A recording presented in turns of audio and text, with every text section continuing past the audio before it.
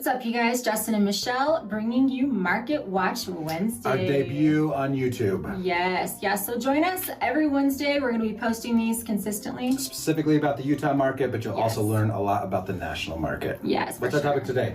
Our topic today is new builds. So we're going to be talking about that. So if you watched our last videos, you notice we've been talking about the market changing rapidly. So Justin, you have been in the market for a while. A little while. Kind of getting up there in age, you know. 17 years. 17 years. So what year did you start? 2005. Getting up there. It shows your age, right? Showing What's the age. funny is Michelle is turning the same age as me in Oh, boy. 3 days, and not all of us have Botox. Oh, I love my Botox. My girl does a good job. I'll do a video about that sometime. But anyways, back to the topic. So Justin, since you were a realtor back then, you probably saw a lot with the crash, 2007, 2008, 2009, all those, crazy years where prices were dropping. So what were you guys doing back then in a market that's similar to what could be happening now? Yeah, so the first thing is going to be negotiate. And I know one of the favorite part of our job is to negotiate, whether that's for sellers or for buyers. When you're representing a seller, you play the game, you try to get the price as high as possible. When you're representing the buyer, and to me it's even more fun because in a down market like this, because you can just beat them up. So in new construction, that's no different. And that's kind of myth number one that a lot of people really miss out on. Yeah. They think that because the builder's setting the price, that there's no room for negotiation. Yeah. But that's not true. There is lots of room for negotiation. They're just like any other seller. They want to get rid of their inventory.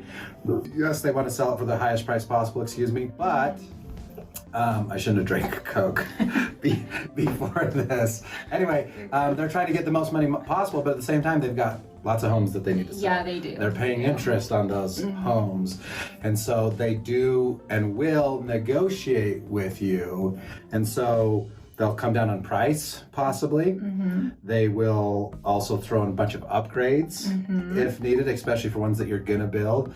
And then there's also lender incentives towards closing costs or interest rate buy downs. Did you see that email this week from that one builder that they were offering like a ridiculous amount? $35,000, you guys. Can you believe that? Towards the rate buy down. Yes. Is what they were willing to pay. Yeah. Now that kind of brings up an interesting thing. Why are some of these builders so negotiable? And that kind of has to do with, instead of them dropping the price, Michelle, they like to negotiate these incentives.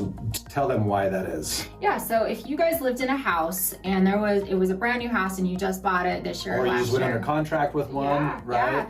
And your neighbor was closing on their house that they just got and theirs was priced $50,000, $100,000 lower than yours, you'd be kind of upset. Yeah. It drags the value down for the whole neighborhood. Like, what the heck? I want to cancel my deal, back out. So they don't like to lower their price, and rightfully so, right? I wouldn't want that as well. And so they do a good job of trying to protect the people who have already bought or are under contract in the neighborhood.